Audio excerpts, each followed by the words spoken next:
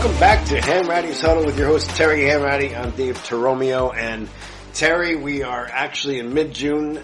Mini camps are in full swing in the NFL. And being in the northeast quarter of this country, we also were surrounded by the Jets, and you being a huge Jet fan. Yes. They have a little problem with Aaron Rodgers now, not showing up for camp. But, this is something that you sort of, this could have easily been diverted. Exactly. I mean, Rodgers didn't come up with this, 3 days before camp and say, listen, I'm not going to be here for the last 2 days or whatever. That's right. It had to be, and they could have come out and said, listen, we've got a mini camp coming up. It's mandatory. But Aaron Rodgers has an excuse, he's got to leave, but we have to find him because those are the rules.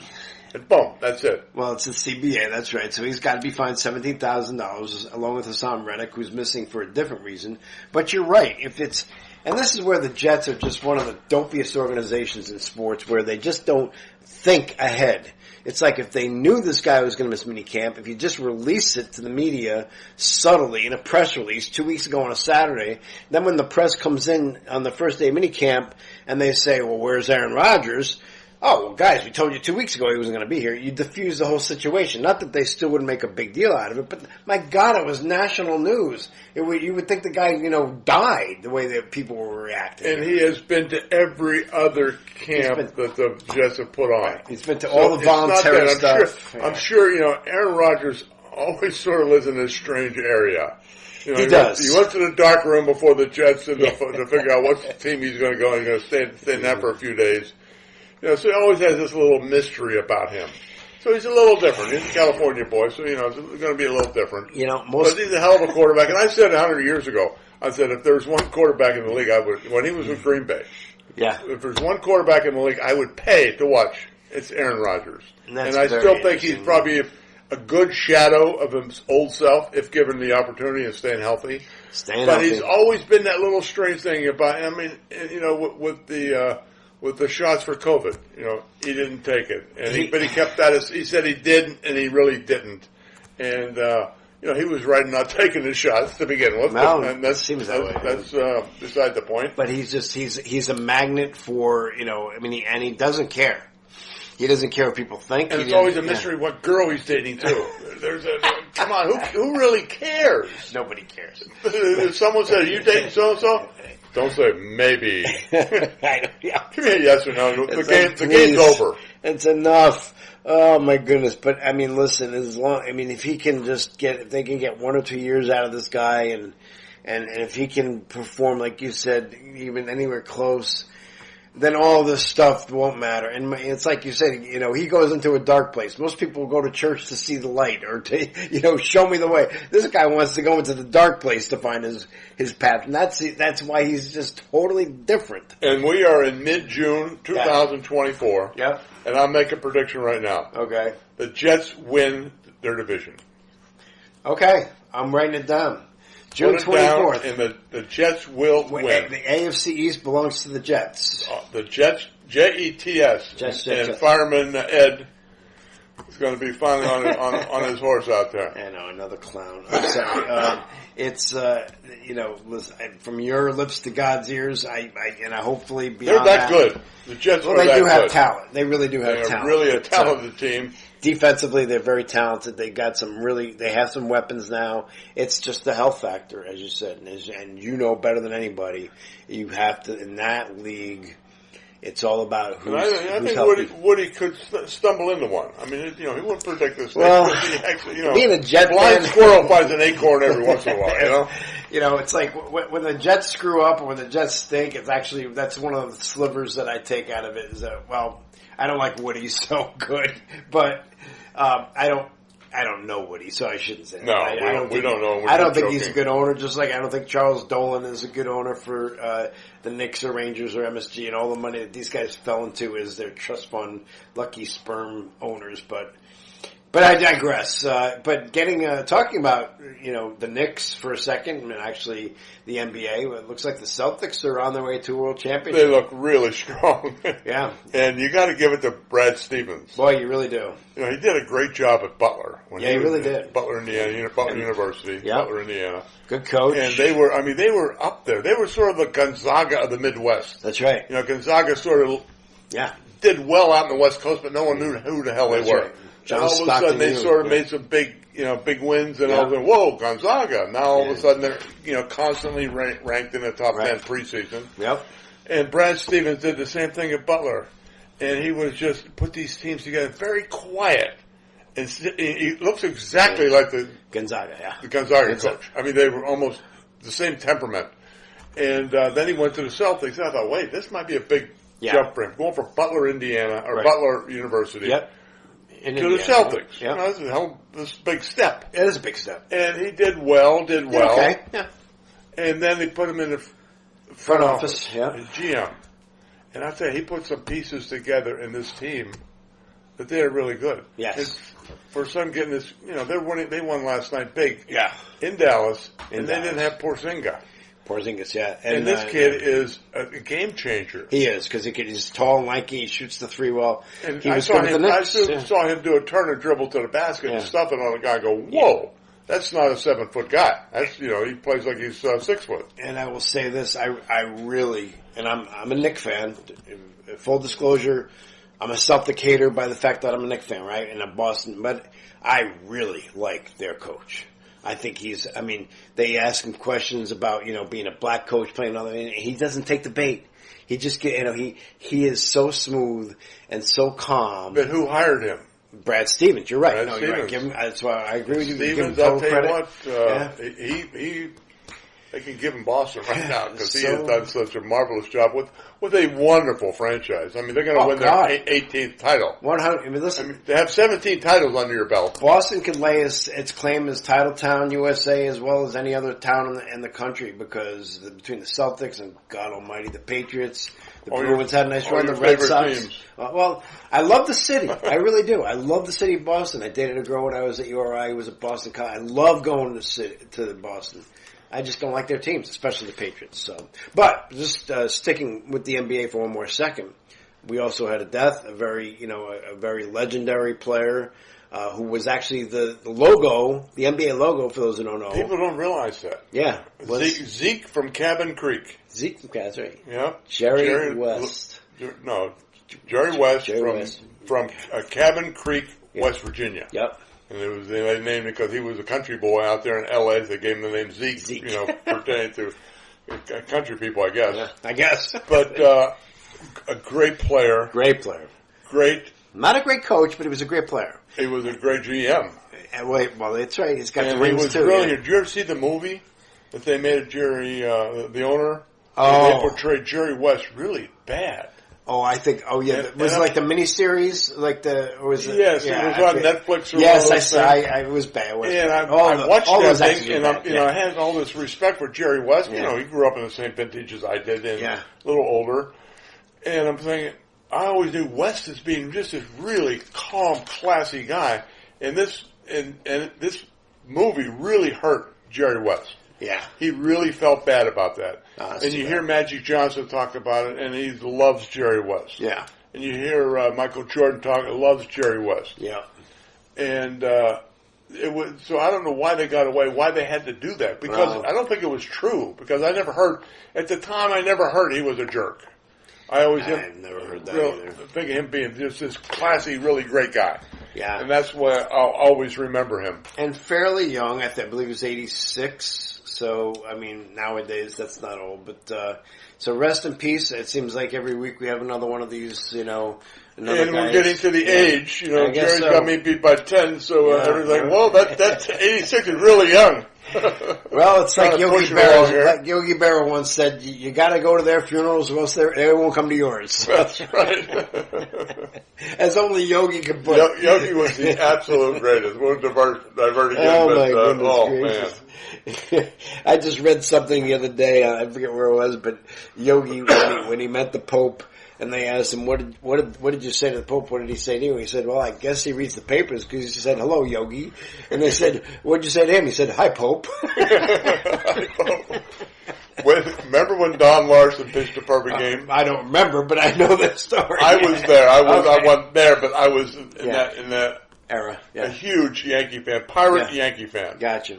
And I remember that at that time the games were not night games. Everything was a day game. No one had lights in their stadium. Only a few people. Everybody in a shirt and tie. So every game was at 1 o'clock. Shirt and tie, with a hat, and a formal hat, not a baseball cap. And so I wanted to watch this game. Yeah. And we, I lived in Butler, Pennsylvania, and we had this very meager six-room house. 3 rooms down, 3 rooms up, and the bathroom in the middle. Gotcha. And so, school day. Yeah. So I said, "Oh man, I got to see this game. So my mother's downstairs making breakfast. Okay. Right? And I'm up in the bathroom, and there's a register where the air that goes up and down is right there. Right. And I started sticking my finger down my throat. Okay. And making myself throw up. And she yelled, "Get down here! You're too sick to go to school." And I went, "Yes!" Nice. I came down late on the couch. She got the ginger ale, got the chicken soup, and I'm sitting there watching the Yankee game and Don Lawson's perfect game. And I went, wow. And every time I saw Yogi, I said, "Yogi, you won't believe how I saw that game." I'm sure he saw me at these golf outings, right? Oh, God, here comes that story again. But Yogi That's was a great guy. Oh, that's a great story. You saw a perfect game. I saw a perfect game. Did you ever tell you about the black and white TV? Oh, of course. Of course. My first time at a real game when I went to Shea Stadium, obviously, because I'm a Met fan. We grew up on Long Island, but I watched on a black and white set. Oh, yeah. So when you walk into a real stadium, you see that green grass. It's just like you're seeing color for the first time. Yeah. Because you watch all these games on black and white, and then and you go into and so it really that sensation is just something kids today will never understand. And kids will never understand rabbit ears with aluminum foil on them. Oh God, a lot of things. And I can remember drinking out of the hose and playing in the sprinkler. And when I started my first game at Notre Dame, sophomore year, couldn't play the freshman. Yeah. We're national TV, my first game ever at Notre Dame. We're playing Purdue. Bob Greasy. Yeah. We were ranked, I think, 2nd at the time, and they were ranked 5th. Yeah. Big game. Sure. And it was national TV, ABC, and the guy in Butler thought, what a great promotion. And he went and put a color TV in my mother's house to watch the game. Smart. And put it in the paper, Mrs. Hanratty'S watching the color by X, Yeah. It's like RCA, whatever it was. Yeah. And so, after the game, I called my mother. We won the game, blah, blah, blah, blah. I called my mother. I said, "Hey, Mom, what do you think? Great game, right?" She said, "Can you believe no more than a half hour after the game, he came and got the TV out, and I wanted to watch Perry Como in color." I go, "Mom, what about the game?" I wanted to watch Perry Como. Come on, get this game over with. They couldn't get that TV out of there quick enough. That is kind of rude that he came back and got the TV out. He got it out with he lost the game. This freaking handwriting. Get the TV back. But you feel it's probably now I can still sell it as new. Doesn't have to be used. Oh yeah. He should have donated. I don't believe that. Well, actually, that might have been an NCAA violation if he let you have it. So. Yeah, I'm sure it was back then. And nowadays, there's no such thing as an NCAA violation. So, all right. So we've covered some mini camp, obviously some NBA and Jerry West. We have some more news about our favorite women's basketball player, Caitlin Clark, who was left off the Olympic team. And you have some interesting thoughts about that. I do. I mean, everybody's up in arms about. And first of all, she's a wonderful basketball player, and a great person. And I think she really brought the WNBA out. Yep. To people, a lot of people, millions of people out there now. 100%. But before Caitlin Clark, I watched the WNBA. And these ladies are wonderful basketball players. I mean, they are really, really good. They're big, they're strong, they're fast. And Caitlin Clark is not in the top 10 of players. And everything I hear about, why she should be on the team is all monetary. I'm going, wait a minute. Number one reason we're playing this game is to win the Olympics. That's our number one. So we got to get the 10 best players to win the Olympic team. And the thing is, you can't take 8 guards, Right. 8 shooting guards. Right. You've got to take 3 centers. You've got to take 3 or 4 power forwards. You got to take the guards and the swing players like Diana Taurasi, who's the best basketball player ever in the female division. And the thing is, Caitlin Clark will have her time. And the best thing that could ever happen to Caitlin Clark is she's not put on that team because she just came up through. And she worked in college harder than any other player because she really carried the Iowa team to almost a championship. That's right. And she took all the shots. And all the shots she didn't take, she set her players up with shots. So she was the team. And she was so much a team that after her graduation, the head coach retired. Yeah. So she knows she can't duplicate right. this action. But she will have her time, and she needs time off. Well, she needs that. She needs to rest. And she just finished a season that she's playing once a week. Yeah. Now she's playing with the WNBA 3 times a night. Yeah. And kids are taking shots at her and this and that. Oh, And that's a lot of stuff that happens to rookies coming into any league, male or female. Yeah. So, I think she needs that month off where she can just get her body in shape, then go into the second half of the season. And I don't think it's that big a deal. I really don't. First of all, she's not the top 10 player in the WNBA. These people that are saying that have not seen the WNBA prior to her entrance into it. Yeah, Jen Rosati, who's the chairman of the Olympic Committee, who played here at UConn, was a great player. Great player. She basically just said, look, we weren't building a team on popularity. We were building a team to compete. To win. And she's right, to That's win. it. So, That's she's right. bottom line. And I think you're right. I think if you got Caitlin, and maybe she would just admit it. She said she's looking forward to the time off. I think she needs a break. And I think, let's face it. Her body structure. Yes. She needs to put on weight. She needs to lift weight. She needs to get strong. The same thing happened to Michael Jordan. Yeah. When he first got into the NBA, then they beat the heck out of him. Sure. And he realized after that rookie year, he got in the weight room. He started building his body up and got bigger, stronger, and faster. And now he's the GOAT.